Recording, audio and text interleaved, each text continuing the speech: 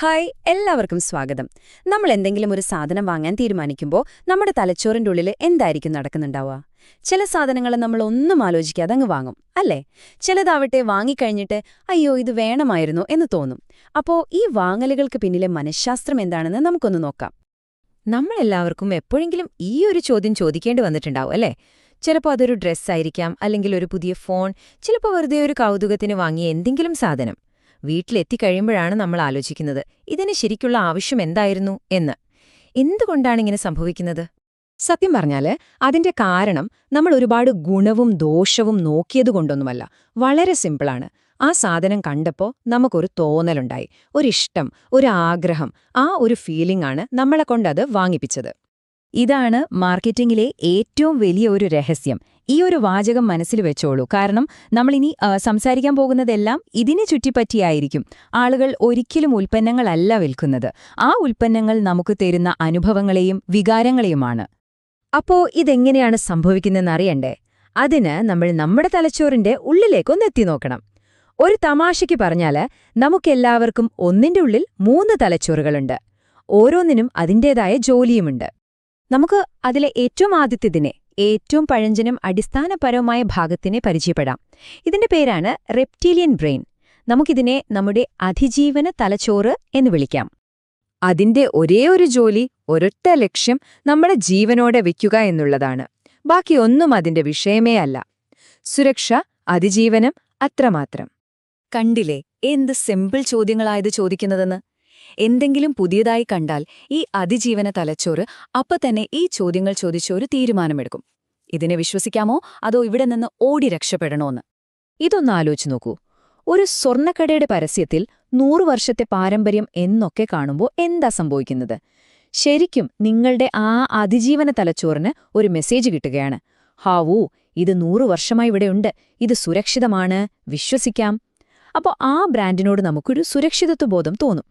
അപ്പോൾ ഈ അതിജീവന തലച്ചോറ് ഓക്കേ, കുഴപ്പമില്ല, മുന്നോട്ട് പോകാം എന്നൊരു ഗ്രീൻ സിഗ്നൽ കൊടുത്തു കഴിഞ്ഞാൽ അടുത്തയാള് രംഗത്തേക്ക് വരും.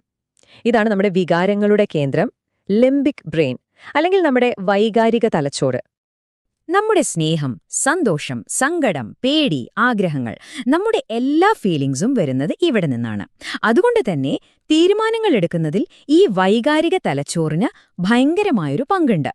ഈ തലച്ചോറ് ചോദിക്കുന്നത് കുറച്ചുകൂടി പേഴ്സണലായ ചോദ്യങ്ങളാണ്. ഇത് വാങ്ങിയാൽ എനിക്ക് കൂടുതൽ സന്തോഷം തോന്നുമോ? മറ്റുള്ളവരുടെ മുന്നിൽ ഞാൻ കുറച്ചുകൂടി കേമനാകുമോ?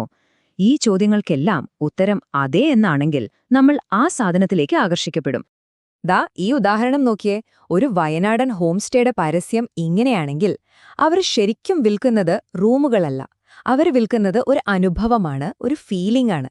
നമ്മുടെ വൈകാരിക തലച്ചോറ് ആ അനുഭവത്തെക്കുറിച്ച് ചിന്തിക്കാൻ തുടങ്ങും, റൂമിന്റെ വാടകയെക്കുറിച്ചോ സൗകര്യങ്ങളെക്കുറിച്ചോ അല്ല. അപ്പോൾ നമ്മൾ 2 തലച്ചോറുകളെ പരിചയപ്പെട്ടു. ഇനി മൂന്നാമത്തെ ആളിലേക്ക്, ഏറ്റവും പുതിയ, ഏറ്റവും മോഡേണായ ഭാഗത്തേക്ക് വരാം. നമ്മളൊക്കെ വിചാരിക്കും ഇവനാണ് ബോസെന്ന്. അതാണ് നിയോകോർട്ടെക്സ്, നമ്മുടെ യുക്തി തലച്ചോറ്. വില താരതമ്യം ചെയ്യുക, ഫീച്ചറുകളൊന്നായി വായിച്ചു നോക്കുക, വാറന്റിയെപ്പറ്റി ചിന്തിക്കുക, ഈ പണികളൊക്കെ ചെയ്യുന്നത് നമ്മുടെ നിയോകോർട്ടെക്സ് ആണ്. നമ്മളിൽ ഭൂരിഭാഗം പേരും വിശ്വസിക്കുന്നത് നമ്മുടെ വാങ്ങാനുള്ള തീരുമാനങ്ങൾ എടുക്കുന്നതിൽ പ്രധാന പങ്ക് ഇവനാണെന്നാണ്. പക്ഷേ ഇതാണ് ഏറ്റവും നിർണായകമായ കാര്യം. യഥാർത്ഥത്തിൽ വാങ്ങാം എന്നുള്ള തീരുമാനം നേരത്തെ നമ്മുടെ അതിജീവന തലച്ചോറും വൈകാരിക തലച്ചോറും ചേർന്ന് എടുത്തു കഴിഞ്ഞു. നമ്മുടെ യുക്തി തലച്ചോറിന്റെ ജോലി എന്താണെന്നറിയോ? എടുത്ത ആ തീരുമാനത്തിന് നല്ലൊരു കാരണം കണ്ടുപിടിച്ചു കൊടുക്കുക, അത്രേ ഉള്ളൂ. ഇപ്പോ ഓഫറുണ്ട്, അതുകൊണ്ട് വാങ്ങിയതാ, അല്ലെങ്കിൽ നഷ്ടമായേനെ എന്നൊക്കെ നമ്മൾ നമ്മളോട് തന്നെ പറയല്ലേ? അത് ഈ നിയോകോർട്ടെക്സ് അതിന്റെ ജോലി ചെയ്യുന്നതാണ്. ഈ സ്ലൈഡ് നമ്മൾ ഇത്രയും നേരം പറഞ്ഞ കാര്യങ്ങളെല്ലാം ഭംഗിയായി ഒന്ന് ചുരുക്കി പറയുന്നുണ്ട്. കണ്ടില്ലേ? അതിജീവനത്തിനായി റെപ്റ്റീലിയൻ ബ്രെയിൻ, വികാരങ്ങൾക്കായി ലിംബിക് ബ്രെയിൻ, പിന്നെ യുക്തിക്കായി നിയോകോർട്ടെക്സ്. പക്ഷെ എപ്പോഴും ഓർക്കുക, യഥാർത്ഥ പവർ മുഴുവൻ ആദ്യത്തെ 2 പേരുടെ കയ്യിലാണ്. മൂന്നാമത്തെ ആള് ഒരു സപ്പോർട്ടിംഗ് ആക്ടർ മാത്രമാണ്. ഓക്കെ, അപ്പൊ നമ്മൾ തലച്ചോറിന്റെ കാര്യമൊക്കെ പഠിച്ചു. ഇനി നമുക്ക് ഈ അറിവ് വെച്ച് ഒന്ന് ഭാവിയിലേക്ക് നോക്കാം. കാരണം നമ്മുടെ ഈ ആയിരക്കണക്കിന് വർഷം പഴക്കമുള്ള തലച്ചോറിന് പുതിയൊരു വെല്ലുവിളി വന്നിട്ടുണ്ട്: ആർട്ടിഫിഷ്യൽ ഇന്റലിജൻസ്. അതായത് AI ഉപയോഗിച്ചുണ്ടാക്കുന്ന ഒരു കുറ്റവും കുറവും കണ്ടുപിടിക്കാൻ പറ്റാത്ത അത്രയും പെർഫെക്റ്റ് ആയ പരസ്യങ്ങളും ചിത്രങ്ങളുമില്ലേ, അത് കാണുമ്പോൾ നമ്മുടെ ആ അതിജീവന തലച്ചോറിന് എന്തോ ഒരു പന്തികേട് മണക്കുന്നുണ്ട്. കാരണം എന്താ, യഥാർത്ഥ ലോകം അത്ര പെർഫെക്റ്റ് അല്ലല്ലോ. ഇപ്പോ ഈ സ്ക്രീനിൽ കാണുന്ന 2 ചിത്രങ്ങൾ തമ്മിലുള്ള വ്യത്യാസമൊന്ന് നോക്കിക്കേ. ഒന്ന് അതിമനോഹരമായി പ്രൊഫഷണലായി എടുത്തത്, മറ്റൊന്ന് ഒരു സാധാരണ ഫോണിലെടുത്ത ചിലപ്പോൾ കുറച്ചൊക്കെ ഷേക്കുള്ളൊരു വീഡിയോ. ഇതിലേതിനാണ് നിങ്ങൾക്ക് കൂടുതൽ വിശ്വാസം തോന്നുന്നത്? ഒരു പക്ഷേ രണ്ടാമത്തേതിന്, അല്ലേ?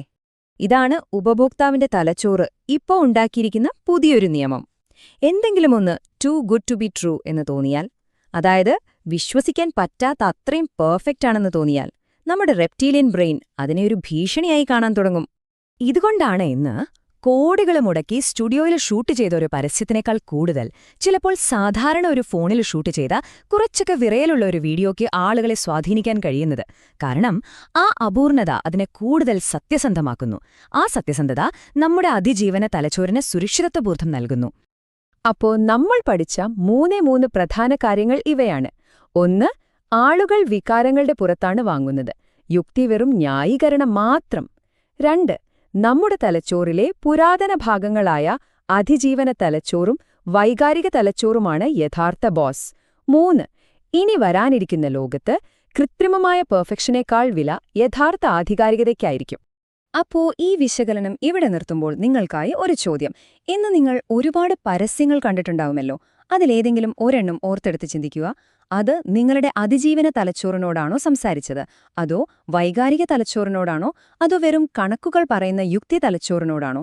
ഈ ചോദ്യം ചോദിച്ചു തുടങ്ങിയാൽ നിങ്ങളൊരു മികച്ച ഉപഭോക്താവും ഒരു മികച്ച വിൽപ്പനക്കാരനുമായി മാറാൻ തുടങ്ങിയിരിക്കുന്നു. ഞങ്ങളുടെ വാട്സ്ആപ്പ് കമ്മ്യൂണിറ്റി ജോയിൻ ചെയ്യൂ. ഫ്രീ ടിപ്സ്, അപ്ഡേറ്റ്സ് എല്ലാം അവിടെ. ലിങ്ക് ഡിസ്ക്രിപ്ഷനിലുണ്ട്.